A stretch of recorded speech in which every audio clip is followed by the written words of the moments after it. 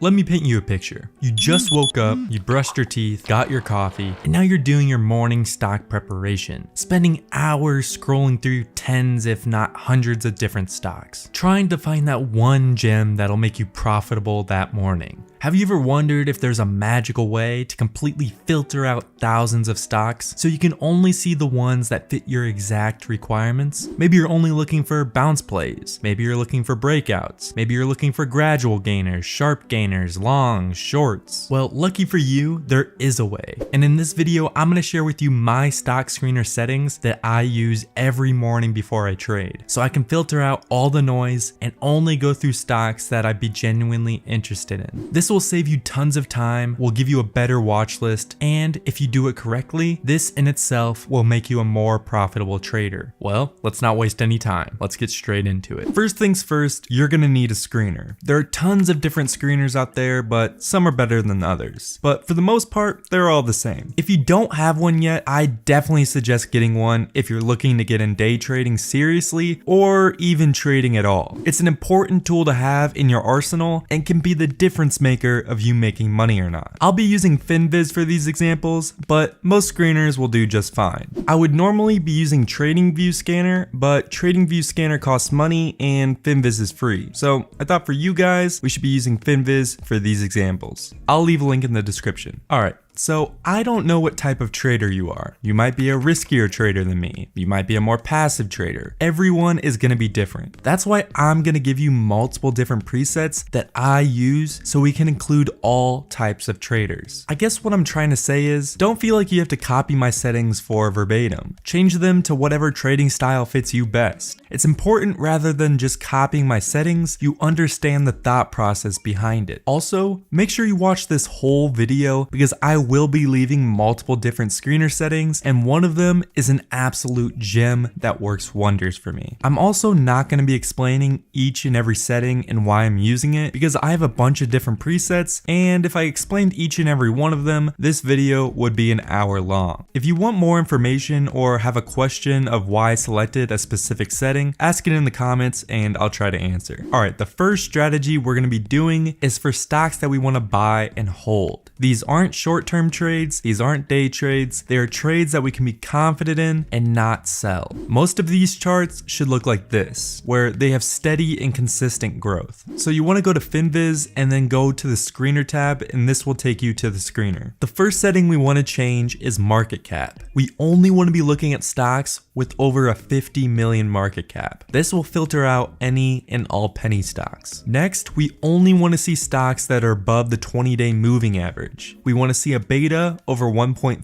EPS growth over the next 5 years should be over 10%, return on equity set to over 15%, then we want the current ratio over 1.5. Another cool thing about FinViz is that you can get more details about a specific filter if you don't necessarily know what it means. So for example, if you don't know what current ratio is, you can hover over it and see that it's assets divided by liabilities. So if you're wondering why I selected something, just hover over it and it'll explain what that specific filter means. As you can see, after adding all these filters, we get a nice little list of stocks. Now, I should also mention right now, not all these stocks down here are going to be good plays. That's an important concept to understand with screeners. You should treat them as filters, not absolute trades. This should be used just as a simplified list, so you don't have to look at 6,000 different stocks. What I normally would do is take this list, go through each and every chart, look up the company if I don't know it already, and see if I like it. If I do, I'll enter a position. So as you can see with all these settings, most of them are slow and steady gainers going up. You can also see that we have 18 stocks in this list. Maybe that's too big of a list for you. Well, you can simply make your settings more extreme. So instead of having an EPS of 10%, you can set it to 20%. Now you can see we only have 12 stocks to look at. That's the cool thing about screeners. You can customize them to whatever your needs are. You can also select which data you want to look at. So maybe you want to see the stock's performance.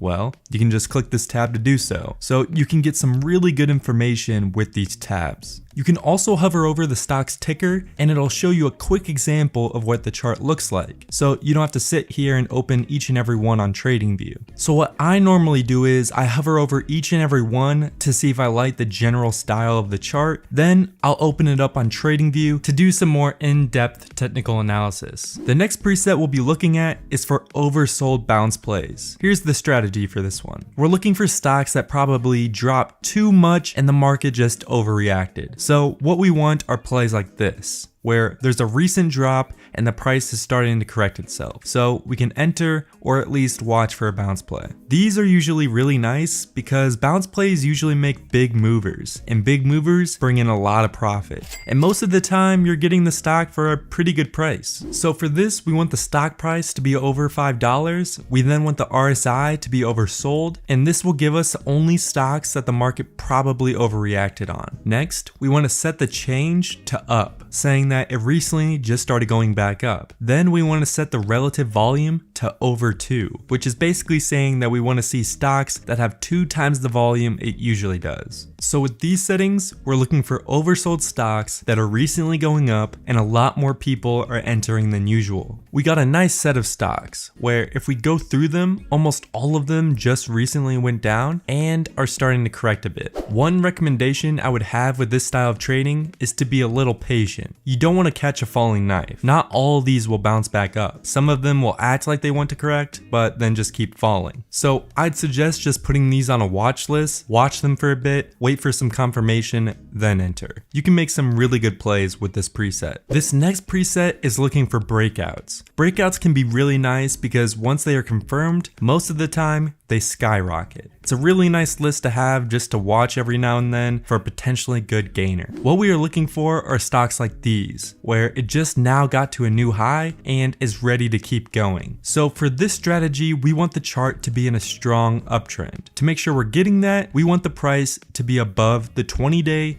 50-day, and 200-day moving average. Next, we want the stock to be at a new high from the past 50 days. We also want return on equity to be over 20%. This is just saying that we want the company to be investing shareholders' money efficiently. We also want the debt to equity ratio under 1, so we know the company doesn't have a lot of debt and liabilities. The final setting we want is the average volume set to over 100K, so we know this stock is seeing some interest from people and is pretty liquid. You should get charts that look like this, going up and creating new 50-day highs. The play for these is just to watch them for a bit, maybe see if they're breaking a key resistance and giving some confirmation, and then you can enter. Again, not all of these are winners, it's up to you to decide which charts look good. Maybe you're a short trader and don't like trading long that often. Well, these next settings are for you. These are short plays. Most of the charts will look like this, price with a downward movement. The first setting we want to change is market cap. We only want to look at stocks over 300 million. We want the float short set to high at 20%. This is basically saying there are a lot of other short traders shorting these stocks at the moment. Next, we want an average volume of over 500K, saying that we want a big downwards movement and a lot of traders entering, giving us liquidity to exit the trade whenever we want.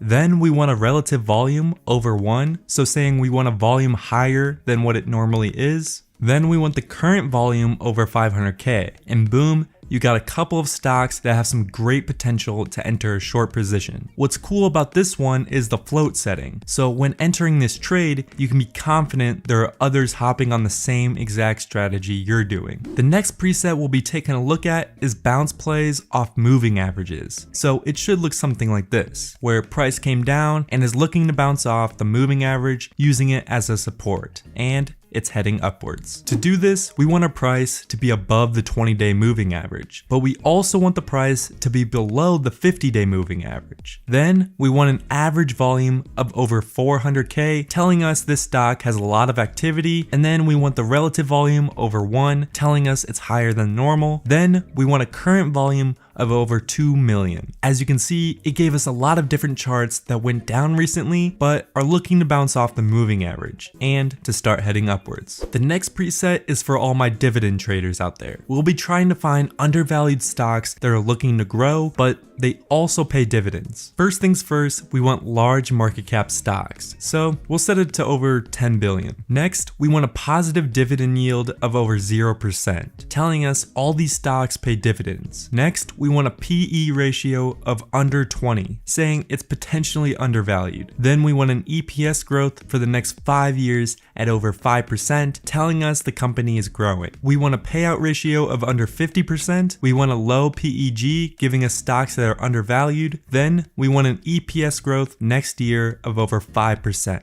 It's going to give you a nice list. A lot of these charts will look different. Some will be going up, some will be going down. It's just important to realize that with these settings, we're looking for undervalued stocks that have growth and pay dividends. This next and final preset is going to be showing you companies with insane growth and earnings. All these companies will most likely be a really good buy. We want to be trading with the trend on this one, so we want the price to be above the 200-day moving average. We also want an average volume of over 400K, telling us there's a lot of activity. We then want an EPS growth for the year to be over 25%. We also want it to be over 25% for the quarter and the next year. Then we also want sales for the quarter to be over 25%. This in itself will give us some really strong companies. Then we want companies that are not oversold with an RSI over 50. And there you go. It's going to give you some strong companies with great earnings recently, which most of the time means they're going to be doing really good. If you got absolutely any value from this video, I'd really appreciate it if you took 5 seconds out of your day and liked it. Maybe you need a trading strategy to know when to enter or exit some of these stocks. Well, try this one out, where I made 130% profit within just 2 months of trading. Thanks for watching,